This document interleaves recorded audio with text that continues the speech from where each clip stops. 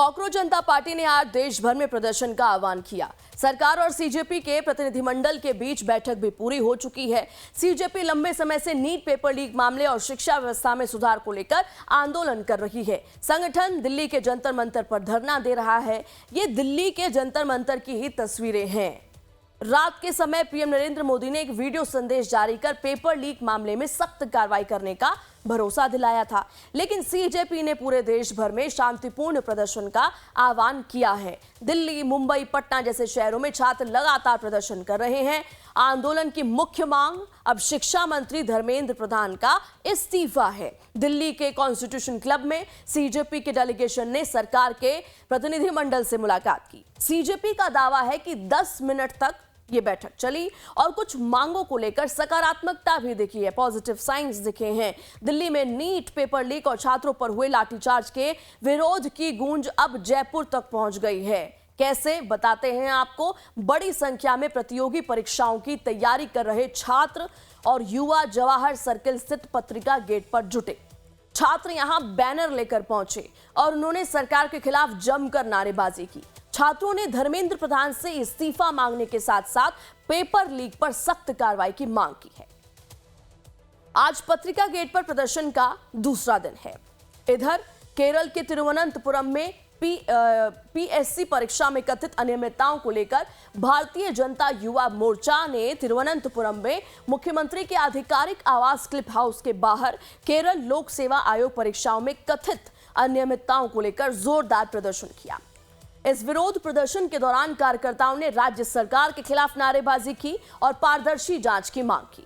तनावपूर्ण स्थिति को देखते हुए पुलिस ने भारी सुरक्षा बल तैनात किया और प्रदर्शनकारियों को नियंत्रित करने के लिए कदम उठाए। मुंबई के दादर में शिवसेना उद्धव गुट नेता आदित्य ठाकरे ने दिल्ली में छात्रों पर हुई पुलिस कार्रवाई, नीट पेपर लीक विवाद और पर्यावरण कार्यकर्ता सोनम वांगचुक के आंदोलन के समर्थन में मुंबई में इस बड़े प्रदर्शन का नेतृत्व किया है।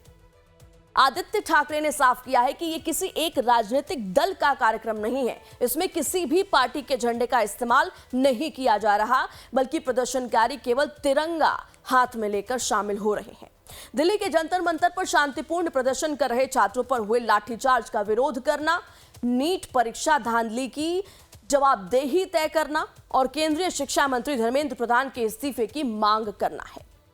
वहीं राहुल गांधी लगातार नीट मामले पर पीएम मोदी पर हमला कर रहे हैं और सरकार को घेरने पर दिख रहे हैं। नजर आ रहे हैं कि वो सरकार पर निशाना साध रहे हैं। इसी बीच मुंबई के एंटोप हिल पर बीजेपी की तरफ से बड़ा आंदोलन राहुल गांधी के खिलाफ किया गया।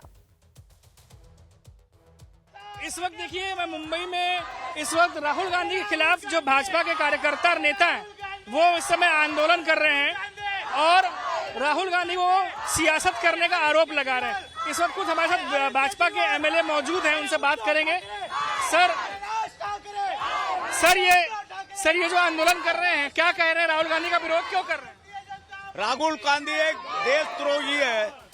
उन्होंने विदेशी लोग को लेकर आके जंतर मंदिर में ये आंदोलन में अपना पास कांग्रेस में ताकत नहीं है, इसलिए विद्यार्थी को आगे करके राजनीति कर रहा है। ये बहुत गलत है, ऐसा नहीं करना चाहिए। विद्यार्थी को न्याय मांग सकता है, वो विरोधी पक्ष नेता है, लोकसभा में न्याय मांगो। इधर क्यों? तो उनका साथ विद्यार्थी को गलत रास्ता में लेके जा रहा है, इनका विरोध में। कई बार लोग ये भी कह रहे हैं कि ये जो सर प्रोटेस्ट हुआ दिल्ली में जंतर मंतर में, इसमें कह रहे हैं कि एक जो ग्राउंड तैयार हुआ कि विपक्ष सियासत कर सके, इसमें कहीं ना कहीं ये भी था कि सरकार ने जो पहले चुप्पी रखी, इसकी वजह से मौका मिल गया उन्हें। नहीं, उनका मौका पहले से ही लोकसभा का अंदर, संसद में अंदर चर्चा ये विषय होगा।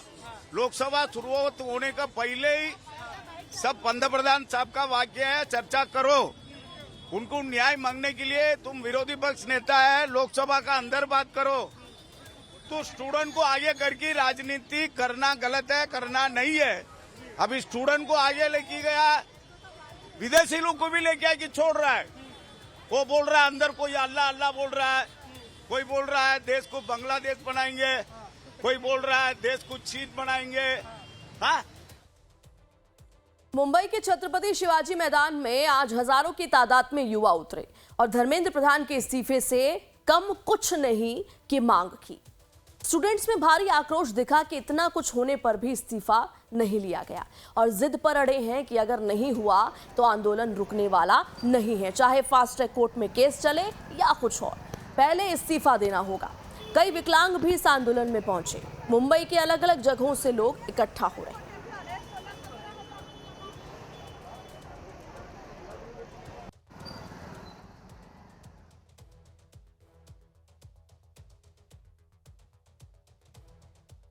लखनऊ विश्वविद्यालय के छात्रों ने दिल्ली के जंतर मंतर में प्रदर्शनकारी छात्रों के समर्थन में और केंद्रीय शिक्षा मंत्री धर्मेंद्र प्रधान के इस्तीफे की मांग को लेकर विरोध प्रदर्शन किया।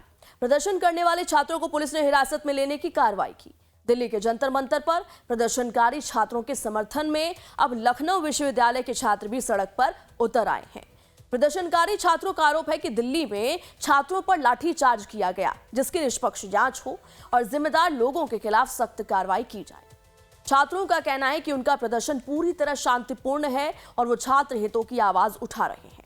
हमारे संवाददाता धीरज त्रिपाठी ने प्रदर्शन कर रहे छात्रों से बातचीत की। सुनिए उन्होंने क्या कुछ कहा। लखनऊ विश्वविद्यालय में प्रदर्शन कर रहे छात्रों को पुलिस ने हिरासत में लिया। आप तस्वीरों में देखिए कि साफ तौर पर लखनऊ विश्वविद्यालय से छात्र पैदल मार्च करते हुए आगे बढ़ रहे थे। अब उन्हें पुलिस वैन में बैठाया गया है। उन्हें हिरासत में लेने की कार्रवाई की गई। तमाम जो लखनऊ विश्वविद्यालय के अंदर जो पुलिस प्रशासन के लोग, उन्होंने छात्रों को हिरासत में लिया और ये लोग लगातार यहाँ पर प्रोटेस्ट कर रहे थे।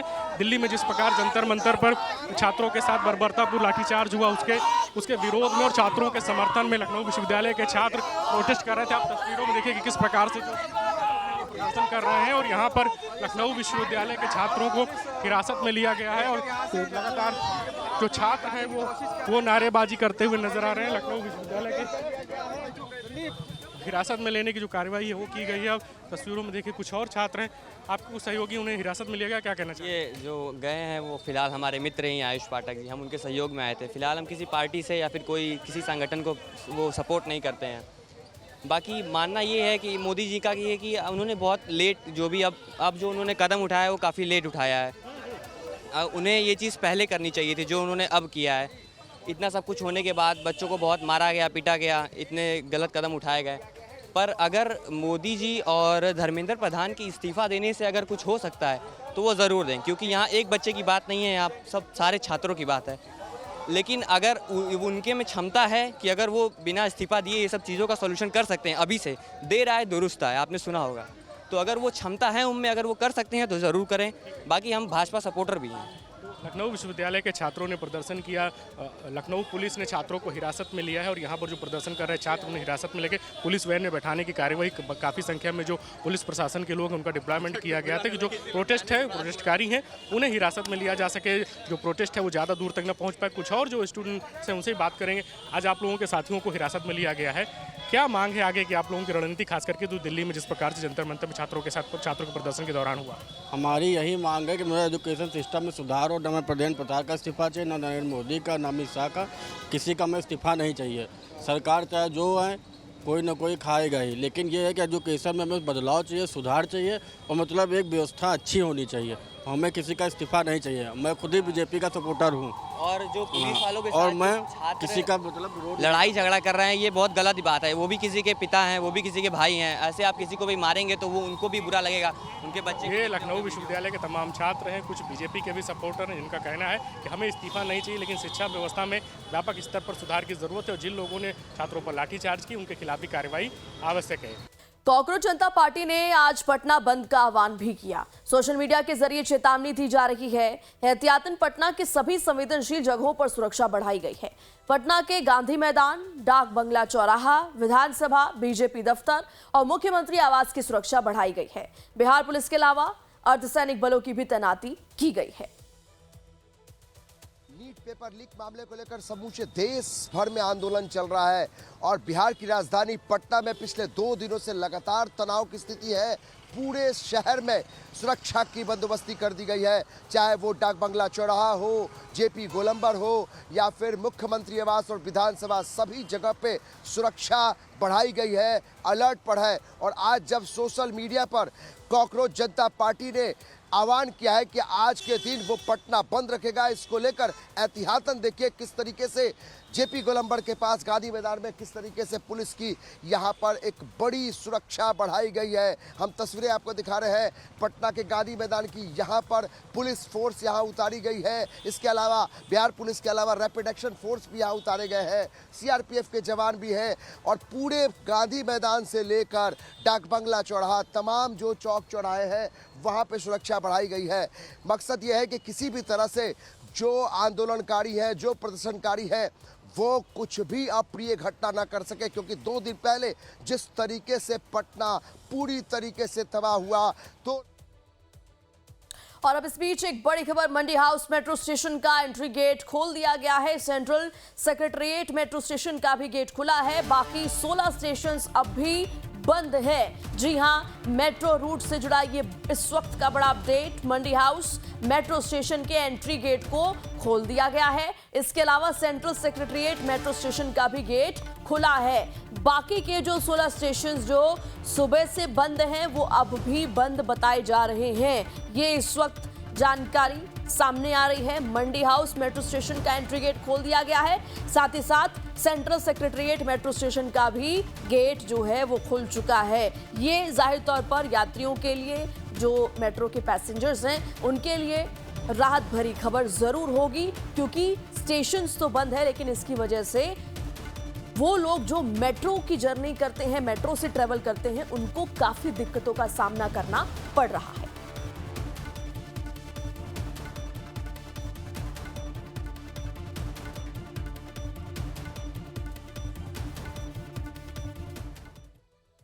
नीट पेपर लीक मामले को लेकर सीजेपी का जंतर मंतर पर पिछले 1.5 महीने से लगातार प्रदर्शन जारी है। 20 जुलाई को संसद मार्च के दौरान कनॉट प्लेस जैसे हाई सिक्योरिटी जोन में प्रदर्शनकारियों और पुलिस के बीच झड़प भी देखने को मिली थी। इसके बाद दिल्ली के लुटियंस जोन और कनॉट प्लेस इलाके में सुरक्षा व्यवस्था और कड़ी कर दी गई। सीजेपी के आज देशव्यापी प्रदर्शन के आह्वान को देखते हुए कनॉट प्लेस में rapid action force, Delhi police और अन्य सुरक्षा बलों की भारी तैनाती की गई है। प्रदर्शनकारी इलाके में मौजूद हैं, लेकिन पूरे सर्कल पर सुरक्षा एजेंसियों की पैनी नजर बनी हुई है। सुरक्षा व्यवस्था का जायजा लिया हमारी संवाददाता शालिनी झा ने। देखिए, राजधानी दिल्ली के जंतर मंतर पर पिछले 1.5 महीने से कॉकरोच जनता पार्टी नीट पेपर लीक मामले को लेकर धरना प्रदर्शन कर रही है। ऐसे में आज जेपी नड्डा और केंद्र मंत्री जितेंद्र सिंह के साथ सीजेपी की दूसरे दौर की बातचीत हुई है। कल इस पर आखिरी फैसला आएगा कि क्या जो मांग सीजेपी की तरफ से की जा रही है कि इस पूरे मामले को लेकर एजुकेशन मिनिस्टर धर्मेंद्र प्रधान को इस्तीफा देना चाहिए, वो सरकार अपनाती है नहीं, इस पर एक जो पिक्चर है वो क्लियर हो जाएगी।